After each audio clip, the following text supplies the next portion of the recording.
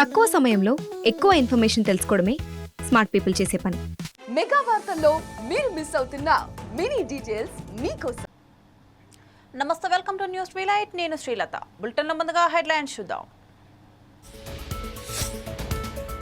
నారాయణపేటలో CM పర్యటన, మహిళా సమైక్య పెట్రోల్ బంకుకు శ్రీకారం.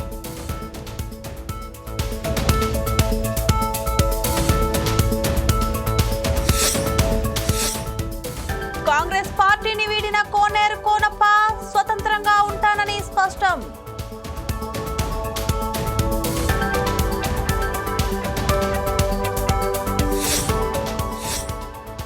పవన్ ఫోటోల మార్ఫింగ్ పై కేసులు, జన సైనికుల ఫిర్యాదుతో చర్యలు.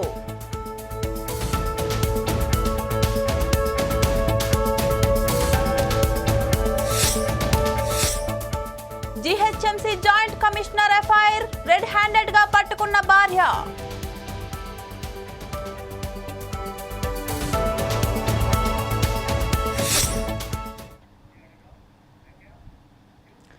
నారాయణపేట అప్పక్పల్లిలో మహిళా సమైక్య పెట్రోల్ బంకుకు సీఎం రేవంత్ రెడ్డి ప్రారంభించారు.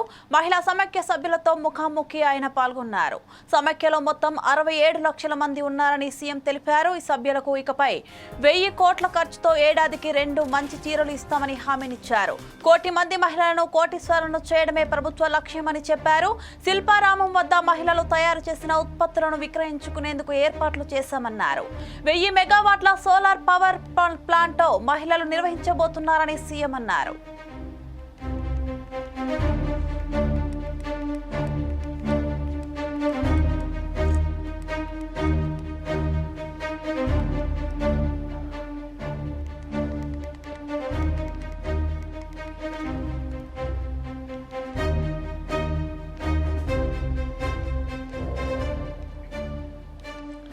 నారాయణపేట అప్పక్పల్లిలో మహిళా సమైక్య పెట్రోల్ బంకుకు సీఎం రేవంత్ రెడ్డి ప్రారంభించారు. మహిళా సమైక్య సభ్యులతో ముఖాముఖిలో ఆయన పాల్గొన్నారు. సమైక్యలో మొత్తం 67 లక్షల మంది ఉన్నారని సీఎం తెలిపారు. ఈ సభ్యులకు ఇకపై 1000 కోట్ల ఖర్చుతో ఏడాదికి 2 మంచి చీరలు ఇస్తామని హామీనిచ్చారు. 1 కోటి మంది మహిళలను కోటీశ్వరులను చేయడమే ప్రభుత్వ లక్ష్యమని చెప్పారు. శిల్పారామం వద్ద మహిళలు తయారు చేసిన ఉత్పత్తులను విక్రయించుకునేందుకు ఏర్పాట్లు చేశామన్నారు. 1000 మెగావాట్ల సోలార్ పవర్ ప్లాంట్ ను మహిళలు నిర్వహించబోతున్నారని సీఎం అన్నారు.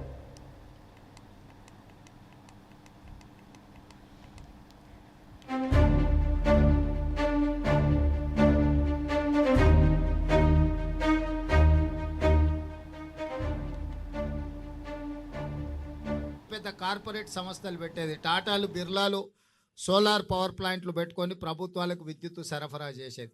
మొట్టమొదటిసారి దేశంలోనే మన తెలంగాణ రాష్ట్రంలో 1000 మెగావాట్ల సోలార్ పవర్ ప్లాంట్లను పెట్టే అవకాశం, అనుమతి, ఒప్పందాలను ఈరోజు మహిళలతో చేసుకున్నాం. అదానీ అంబానీలతోని పోటీపడి సోలారు విద్యుత్ ఉత్పత్తి చేసే వ్యాపారాన్ని మా ఆడబిడ్డల చేతికి ఈరోజు మన ప్రభుత్వం అందించింది. ఇదే కాదు, మీకు అందరికీ తెలుసు, హైటెక్ సిటీ ప్రాంతంలో భూమి ఉంటే గజం లక్షలలో వలుకుతుంది. అదే హైటెక్ సిటీ పక్కన శిల్పారామం నానుకొని 3.5 ఎకరాల భూమిని ఇవాళ 150 స్టాల్స్ను పెట్టి మహిళా సంఘాలు అక్కడ మీ ఉత్పత్తులను అన్నిటిని కూడా మీరు రాష్ట్రం నలుమూలలో మీరు చేసిన ఉత్పత్తులను ప్రపంచంలో దిగ్గజాలు అయిన కంపెనీలు ఏ విధంగా మార్కెటింగ్ స్ట్రాటజీ వాడతాయో ఈరోజు శిల్పారామం పక్కనే కొన్ని 100 కోట్ల రూపాయల విలువ చేసే భూమి హైటెక్ సిటీకి ఆనుకొని 3.5 ఎకరాల భూమి 150 స్టాల్స్ కట్టి పెద్ద ఎత్తున మన గవర్నర్ గారు అందరూ వచ్చి అక్కడ ప్రారంభించడం. అంటే మీ యొక్క నైపుణ్యాన్ని, మీరు ఏవైతే ఉత్పత్తులను మీరు గ్రామాలలో చాలా మారుమూల ప్రాంతాలలో తయారు చేస్తున్నారో ఇవన్నీ మీరు మార్కెటింగ్ చేసుకోవడం కోసం మీకు కూడా ఏ ఐటీ కంపెనీలు, విప్రో, ఇన్ఫోసిస్లు, పెద్ద పెద్ద కంపెనీలు ఏవైతే హైటెక్ సిటీ పక్కన ఉన్నాయో వాళ్ళతో పాటు సరి సమానంగా మా ఆడబిడ్డలకు 3.5 ఎకరాలు కొన్ని 100 కోట్ల రూపాయలు విలువ చేసే భూములు ఇచ్చి అక్కడ స్టాల్స్ మొత్తం ప్రభుత్వం పెట్టించింది. ఇవాళ మీరు తయారు చేసిన ఉత్పత్తులు శిల్పారామంకి వచ్చిన వాళ్ళు సెలవు దినాలలో ఎంత గొప్పోలైనా అక్కడికి రావాలంటే వచ్చి మీరు తయారు చేసిన ఉత్పత్తులను కొనుక్కునేటట్టు ఈరోజు మీకు శిల్పారామం పక్కనే ఒక పెద్ద వ్యాపార కేంద్రాన్ని ఇవాళ మీకు ఇవ్వడం జరిగింది. ఇవన్నీ కూడా మీ సహకారం ఉండబట్టి, మీ కష్టం ఉండబట్టి ప్రభుత్వం ఎన్ని చేసినా క్రమశిక్షణతో కష్టపడి మీరు వాటిని నిర్వహించుకోకపోతే వాటి వల్ల ప్రయోజనం ఉండదు. ఇవాళ మా ఆడబిడ్డలు కష్టపడి కుటుంబాన్ని ఒక పక్కన నడిపిస్తూనే, పిల్లలను చదివించుకుంటూనే, ఇంటి ఆయన ఒకవేళ అటు ఇటు దారి తప్పిన కుటుంబం భారాన్ని మోస్తూనే ఈరోజు ఈ వ్యాపారాలన్నీ మా ఆడబిడ్డలు చేస్తున్నారు.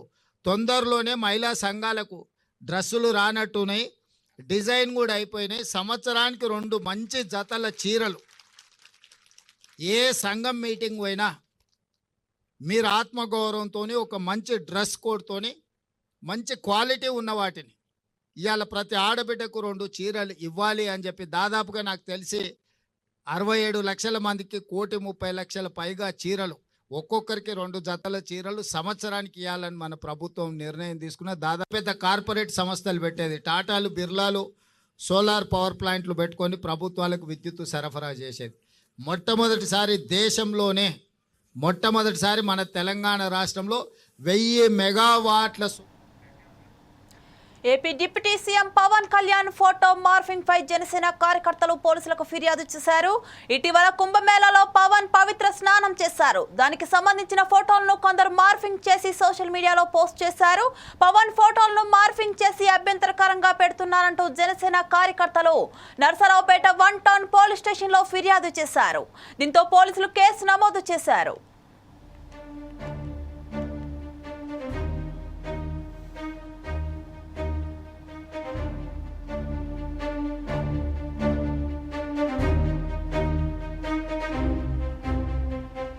Vijayawada cyber crime police station లో జన సైనికులు కంప్లైంట్ చేశారు. సోషల్ మీడియాలో పోస్టులపై బిఎన్ఎస్ సెక్షన్లు 353(2), 356(2) కింద క్రైమ్ నెంబర్లు 11, 12, 13, 14లో సైబర్ క్రైమ్ పోలీసులు కేసు నమోదు చేశారు.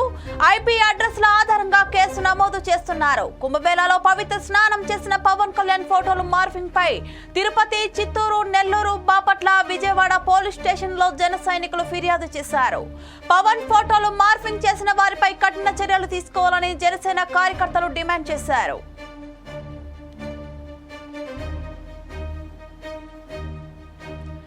తిరుపతి వెస్ట్ పిఎస్ పరిధిలో జగనన్న సైన్యం పేరుతో ఫోటో అసభ్య మార్పింగ్ పై కేసు నమోదైంది. చిత్తూరులో హరీష్ రెడ్డి అనే వ్యక్తి తప్పుగా పోస్టు పెట్టడంపై కేసు నమోదైంది. సోషల్ మీడియాలో పవన్ ఫోటోలు మార్పింగ్ చేసిన వారిపై కఠిన చర్యలుంటాయంటున్నారు.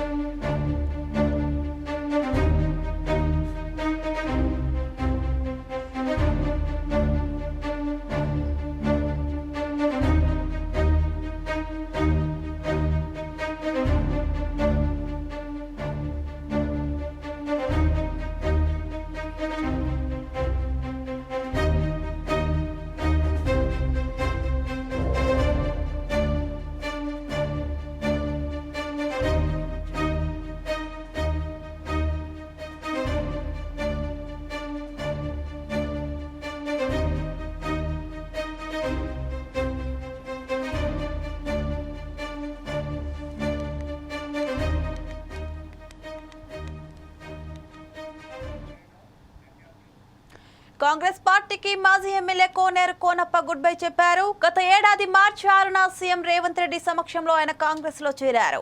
నియోజకవర్గంలో పార్టీ విభేదాల నేపథ్యంలో పార్టీ మారినట్లు తెలుస్తోంది. ఇకపై తాను ఏ పార్టీలో కాకుండా స్వతంత్రంగా ఉంటానని స్పష్టం చేశారు. బీఆర్ఎస్ నేత ఆర్ఎస్ ప్రవీణ్ చేసిన వ్యాఖ్యల వల్లే గతంలో బీఆర్ఎస్ ను వీడినట్లు ఆయన తెలిపారు. బీఆర్ఎస్ కేసీఆర్ ను తాను ఎప్పుడూ విమర్శించలేదని స్పష్టం చేశారు. తాజాగా జరుగుతున్న గ్రాడ్యుయేట్ ఎన్నికల్లో బీఎస్పీ అభ్యర్థిగా మద్దతు ప్రకటించారు. కాంగ్రెస్ పార్టీ తీరుపై మాజీ ఎమ్మెల్యే కోనేరు కోనప్ప ఆగ్రహం వ్యక్తం చేయడం పార్టీలో హాట్ టాపిక్ గా మారింది. కాంగ్రెస్ పార్టీ దొంగల కంపెనీ అంటూ ఆయన వ్యాఖ్యలు చేశారు. 75 కోట్లతో మంజూరు చేయించిన ఫ్లైఓవర్ ను క్యాన్సిల్ చేయడంపై కోనప్ప అసంతృప్తి వ్యక్తం చేశారు. నియోజకవర్గంలో కొత్త బిచ్చగాళ్లు తిరుగుతున్నారని అన్నారు. గ్రామాల్లోకి వచ్చే నాయకులను గల్లాపట్టి నిలదీయాలని ప్రజలకు మాజీ ఎమ్మెల్యే పిలుపునిచ్చారు. తాను ఎవరికి భయపడనని కూడా తేల్చి చెప్పారు. గతంలో టికెట్ ఇవ్వకుంటే ఇండిపెండెంట్ గా పోటీ చేసి గెలిచిన విషయం కూడా గుర్తు చేశారు. సీఎం ను కలిసి చాలా సార్లు ఫ్లైఓవర్ పూర్తి చేయాలని చెప్పినా స్పందించలేదని ఆయన ఆవేదన వ్యక్తం చేశారు.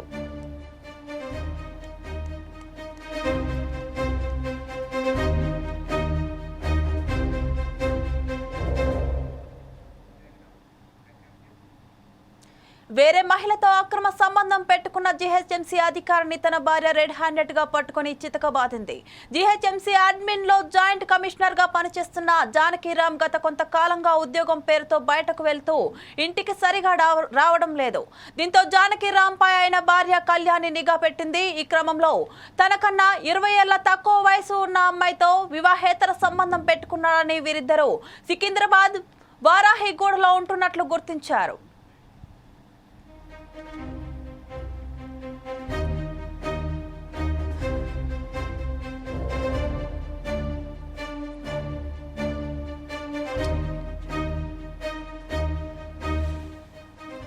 జానకిరామ్ను అతని ప్రియురాల్ని రెడ్ హ్యాండెడ్ గా పట్టుకుని దేహశుద్ధి చేసింది. అనంతరం ఇద్దరిని పోలీసులకు అప్పగించింది. ఘటనా స్థలానికి వచ్చిన వారాహిగూడ పోలీసులు కేసు నమోదు చేశారు. ఈ కేసులో పోలీసులు కీలక విషయాలు బయటపెట్టారు. జానకిరామ్ కు 6 ఏళ్ల క్రితమే వివాహం జరిగిందని తెలిపారు. కళ్యాణి రెండో భార్య అని చెప్పారు. అయితే జానకిరామ్ పై తన భార్య ఫిర్యాదు చేసిందని, మొదటి భార్య చనిపోవడంతో 6 ఏళ్ల క్రితం కళ్యాణి రెండో వివాహం చేసుకున్నాడని తెలిపారు.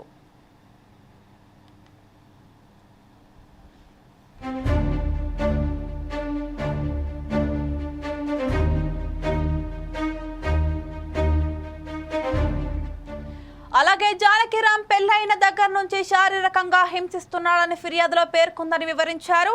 అంతేగాక గతంలో కూడా ఉద్యోగం చేసే చోట ఇలాంటివి జరిగాయని తెలిపారు.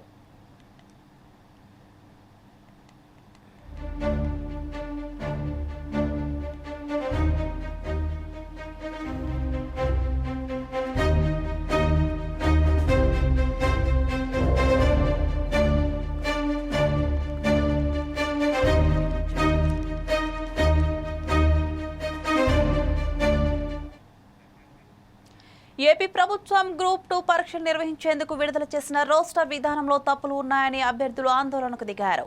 తప్పులను సవరించి పరీక్షలు నిర్వహించాలని డిమాండ్ చేస్తున్నారు. విశాఖ ఎంవీపీ కాలనీ గ్రూప్ 2 అభ్యర్థులతో మా విశాఖ ప్రతినిధి Bharat Kumar face to face. Andhra Pradesh నిర్వహిస్తున్న గ్రూప్ 2 ఎగ్జామ్ కి సంబంధించి రోస్టర్ లో తప్పులున్నాయి, దాన్ని సవరించిన తర్వాతే ఎగ్జామ్ నిర్వహించాలంటూ కూడా విశాఖలో ఎంవీపీ కాలనీ దగ్గర విద్యార్థులు పెద్ద ఎత్తున ఆందోళన చేపట్టారు. దీనికి సంబంధించినంత వరకు ఈ రోస్టర్ విధానానికి సంబంధించి ఎటువంటి తప్పులు ఉన్నాయో ఆ విద్యార్థులను అడిగి తెలుసుకునే ప్రయత్నం అయితే చేద్దాం. చెప్పండి, ఎటువంటి తప్పులు ఉన్నాయి, దీనికి సంబంధించి మీరు ఏం కోల్పోతారు? నేననే కాదండి, ప్రతి ఒక్క విద్యార్థి కూడాను తన 6 ఏళ్లుగా ఎదురు చూస్తున్నటువంటి ఎదురు చూపులు ఏవైతే ఉన్నాయో, 6 ఏళ్లుగా ఆకలి చూపులు ఏవైతే ఉన్నాయో వాటన్నిటికీ కూడా ఈ రోజు న్యాయం జరిగే పరిస్థితి లేదు. అందుకనే ఇంతమంది ఉధృతంగా విద్యార్థులందరూ రోడ్లపైకి వచ్చి శాంతియుతంగా నిరసన తెలియజేస్తున్నారు. 6 ఏళ్ళు ఎదురు చూపుల తర్వాత వచ్చిన నోటిఫికేషన్ ఇది. అది కూడాను ఏదో హడావుడిగా తప్పులు తెచ్చున్నారు. ఆ రోజు ప్రిన్సిపల్ సెక్రటరీగా ఉన్నటువంటి పోలా భాస్కర్ రావు గారు, అదే విధంగా గ్యాడ్ మెంబర్స్ ఏ రకంగా ఆలోచించి రాష్ట్రం రిలీజ్ చేశారో తెలీదు. జివో నెంబర్ 77 లో ఉన్నటువంటి తప్పుల్ని మేము ఎత్తి చూపే ప్రయత్నం చేస్తున్నాం ఈ రోజు. అదే విధంగా రాజ్యాంగ విలువలను అతిక్రమించి ఆ నోటిఫికేషన్ లో ఉన్నటువంటి రిజర్వేషన్ అంశం అనేది ఉంది. సో మేము కోరుకున్నది ఒకటే, వీటన్నిటిని సరిచేసి ప్రభుత్వం వెంటనే రాష్ట్రం క్లియర్ చేసిన తర్వాత మాత్రమే మెయిన్స్ ఎగ్జామ్ అనేది నిర్వహించమని కోరుచున్నాం. ప్రతి ఒక్క విద్యార్థి కూడాను ఎంతో మానసిక గత 20 రోజులుగా ఈ అంశం ఎప్పుడైతే వచ్చిందో మానసిక ఆందోళనకు గురవుతున్నారు. నిన్న ఈ అంశానికి సంబంధించి కోర్టు ఇచ్చిన జడ్జిమెంట్ లో కూడాను the court will direct the commission to redraw the list as per the order అని చెప్పేసి అంశాన్ని మెన్షన్ చేసిన తర్వాత కూడాను ఏపీపీఎస్సీ చైర్మన్ అనురాధ మేడం గారు కానీ ఎందుకంత దీనిగా ఎగ్జామ్ ముందుకు తీసుకెళ్లే ప్రయత్నం చేస్తున్నారో తెలియట్లేదు. రేపు పొద్దున్న ఉద్యోగం వచ్చినా ఉద్యోగం నిలిచే పరిస్థితి లేదు. ఎందుకంటే ఇది కోర్టులో రోస్టర్ లో తప్పులు ఉన్నట్లయితే నోటిఫికేషన్ ఏ స్థాయిలో ఉన్నా సరే రద్దు చేయమని సుప్రీంకోర్టు చెప్పింది. ఖచ్చితంగా రద్దు చేయబడుతుంది కూడా. ఇంతమంది ఉద్యోగాలకి ఒకవేళ ఉద్యోగంలోకి వెళ్ళినా సరే మేము ఉద్యోగం సాధించినా ఉద్యోగానికి ఉద్యోగ భద్రత ఉండదు. ఈ అన్ని అంశాలను కూడా ప్రభుత్వం పరిగణలోకి తీసుకుని రోస్టర్ సరి చేయండి, ముందుగా ఎగ్జామ్ నిర్వహించండి. ప్రతి ఒక్కరు కూడాను అదే కోరుకుంటున్నారు. ప్రతి ఒక్క విద్యార్థి కూడా ఇప్పుడు కూడా సర్వదా ఎగ్జామ్ రాయడానికి సిద్ధమే. కానీ ముందుగా రోస్టర్ క్లియర్ చేయాలి, రోస్టర్ లో ఉన్న తప్పులను సవరించాలి, తర్వాతనే ఎగ్జామ్ పెట్టాలి. నువ్వు చెప్పండి, అంటే ఎగ్జామ్ అయిపోయాక రాష్ట్ర విధానాన్ని క్లియర్ చేస్తామని ప్రభుత్వం చెప్తా ఉందంట. మరి 2 రోజుల్లో ఎగ్జామ్ ఉంది, దీని మీద మీ స్పందన ఏంటి? సార్, ఇప్పుడు ఎగ్జామ్ అయిపోయిన తర్వాత రాష్ట్ర క్లియర్ చేస్తే గత కొద్ది రోజుల క్రితం జార్ఖండ్ ప్రభుత్వంలో కూడా సేమ్ ఎలాంటి ఇష్యూ వస్తే సుప్రీంకోర్టు చాలా నీట్ గా గైడ్ లైన్స్ ఇచ్చింది. రాష్ట్ర విధానం అనేది పరీక్షకు ముందు మాత్రమే సవరించాలి, పరీక్ష తర్వాత సవరించిన ఎట్లా ఆ నోటిఫికేషన్ చెల్లదు అని స్పష్టంగా గైడ్ లైన్స్ ఇచ్చింది. దాన్ని పరిగణలోకి తీసుకొని ప్రభుత్వం వెంటనే స్పందించి రాష్ట్రాన్ని వీలైనంత తొందరగా ప్రధాన పరీక్షకు ముందుగానే సవరించేసి తర్వాత పరీక్షను పెట్టాలని కోరుతున్నాం. ఇప్పుడు అదే విధంగా విద్యార్థులు కూడా పెద్ద ఎత్తున ఉన్నారు. వాళ్ళకి అడిగి తెలుసుకున్న ప్రయత్నం చేద్దాం. మేడం, ప్రభుత్వం స్పందించట్లేకపోతే ఎగ్జామ్ 2 రోజుల్లో ఉంది, ఎగ్జామ్ రాయిపోతా ఉన్నారు. రాస్తామండి, కాకపోతే ఎగ్జామ్ రాసినా ఇది క్యాన్సిల్ అయిపోతుంది. ఇప్పుడు జార్ఖండ్ లో రీసెంట్ గానే జరిగింది, ఇక్కడ ఏపీలో అదే జరుగుతుంది. ఎగ్జామ్ మా టైం వేస్ట్ అయిపోతుంది. 2018 నుండి నేను ఈ నోటిఫికేషన్ కోసం చూస్తున్నాను. ఇప్పుడు 23లో నోటిఫికేషన్ వచ్చింది, 24లో రిలీజ్ అయ్యింది. రిలీజ్ అయినా అది రిజల్ట్ కూడా ఏ విధంగా ఇచ్చాడో కూడా మాకు తెలియదు, మార్క్స్ కూడా మాకు తెలియదు. ఇప్పుడు మెయిన్స్ కి వచ్చేసరికి ఈ రోస్టర్ విధానం సరి చేయకుండా ఎగ్జామ్స్ పెడితే కనుక ఇది మళ్ళీ మేమైతే ఎగ్జామ్ రాస్తాం. మేము ఎగ్జామ్ రాయడానికి నో అని చెప్పట్లేదు గవర్నమెంట్ కి, కాకపోతే ఎగ్జామ్ రాసినా సరే తర్వాత ఇంకా కేసులు పడతాయి, ఇది క్యాన్సిల్ అయిపోతుంది. ముందు రోస్టర్ సరి చేసి మాకు ఎగ్జామ్ పెట్టండి, ఇదే మా. ఏదైతే రాష్ట్ర ప్రభుత్వం నిర్వహిస్తున్న గ్రూప్ 2 ఎగ్జామ్ కి సంబంధించినంత వరకు రాష్ట్ర విధానాన్ని సరిచేసిన తర్వాత ఎగ్జామ్ నిర్వహించాలి. లేదనుకుంటే జార్ఖండ్ లో జరిగే విధంగా కూడా 7 ఏళ్ల నుంచి ప్రిపేర్ అవుతున్నటువంటి విద్యార్థుల భవిష్యత్తు రోడ్డు మీద పడే అవకాశం ఉండబోతా ఉంది. కుటుంబాన్ని వదిలేసి ఇక్కడ చదువుతున్నప్పటికీ కూడా రాష్ట్ర ప్రభుత్వం రాష్ట్ర విధానం సరిచేయకపోతే మరొకసారి ప్రిపేర్ అయ్యే పరిస్థితి లేదు. జీబీఎస్ అంటువ్యాధి కాదని ప్రజలు భయపడాల్సిన అవసరం లేదని గిద్దలూరు ఎమ్మెల్యే అశోక్ రెడ్డి అన్నారు. అధికారులు అప్రమత్తంగా ఉన్నారని ఆయన తెలిపారు. గిద్దలూరు నియోజకవర్గంలో ఒకరు మృతి చెందారని ఆయన పేర్కొన్నారు. వ్యాధికి సంబంధించి మందులు అందుబాటులో ఉన్నాయని తెలిపారు.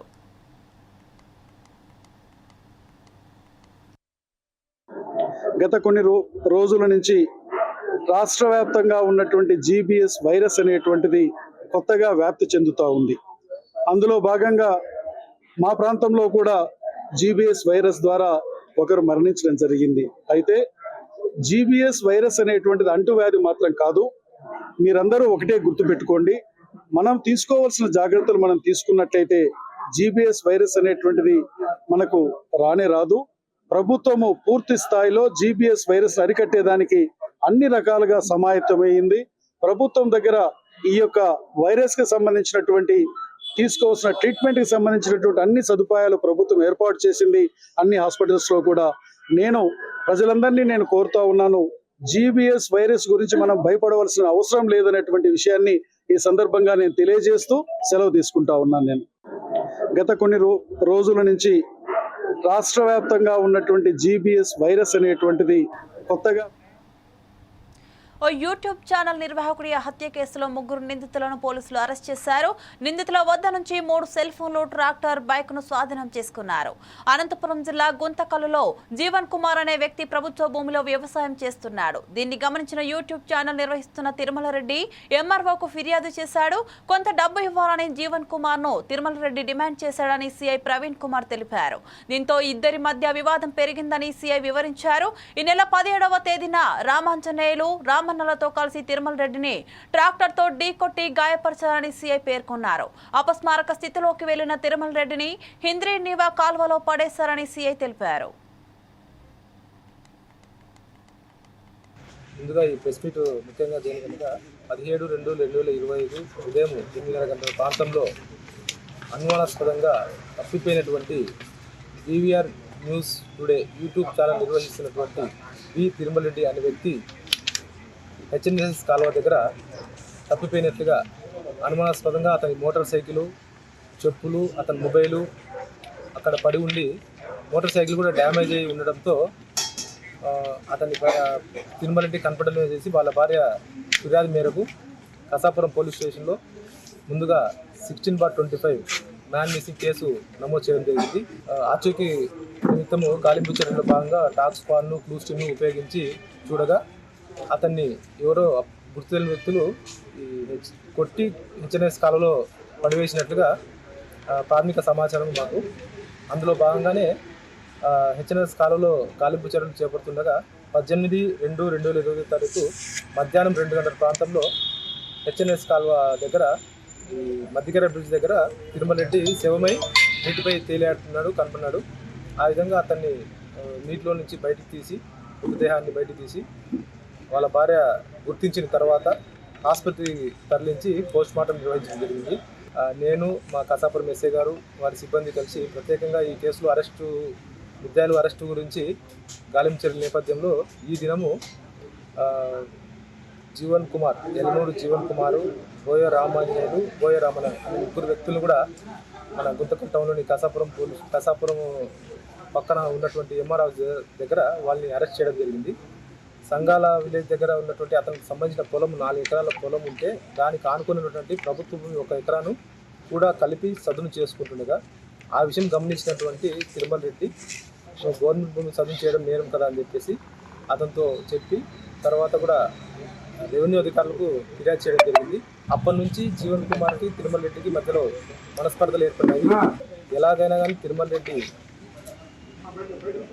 అడ్డు తొలగించుకుంటే దీన్ని సాఫీగా చేసుకోవచ్చు అనే ఉద్దేశంతో సంఘాల గ్రామం గుంతకల్ మండలం సంబంధించినటువంటి బోయ రామాంజనేయులు, కసాపురం గ్రామం గుంతకల్ మండలం సంబంధించిన బోయ రామన్న వీరిద్దరి సహాయంతో పథకం ప్రకారము తిరుమల రెడ్డి హెచ్ఎన్ఎస్ కాలువ దగ్గర వస్తుండగా ట్రాక్టర్తో జీవన్ కుమారు తిరుమల రెడ్డిని బలంగా హత్య చేయడం జరిగింది.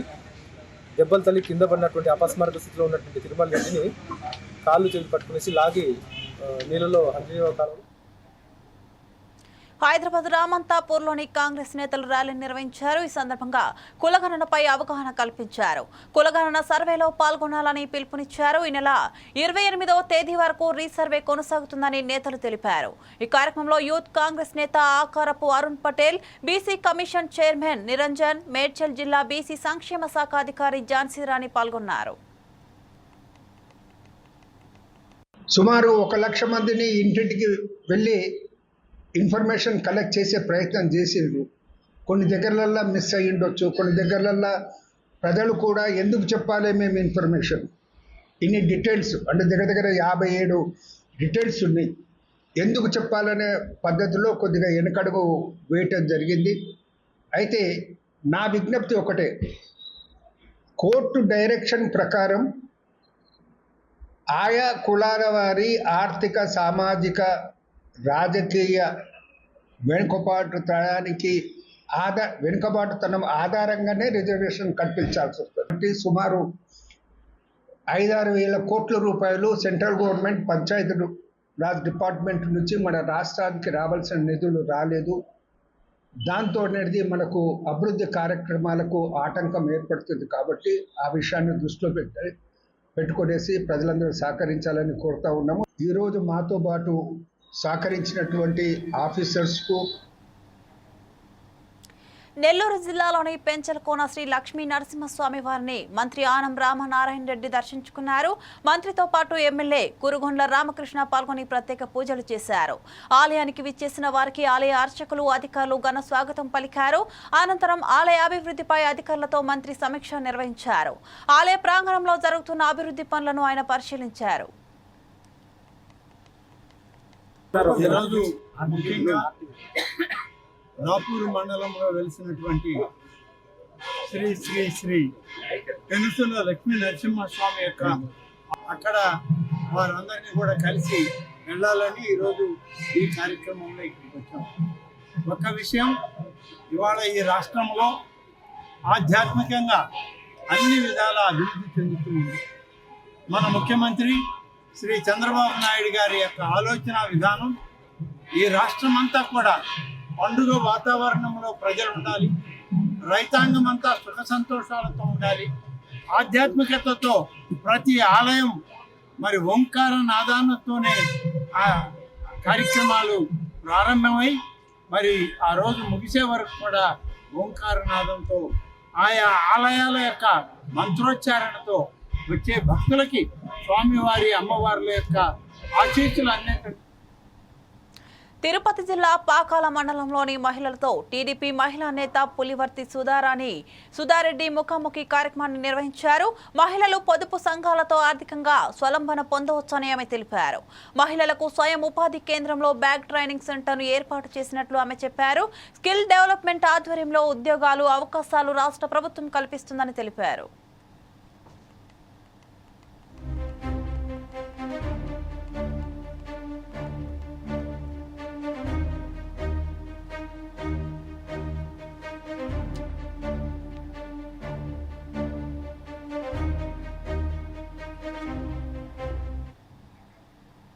ఇవి bulletin updates. Keep watching 4 Sides TV.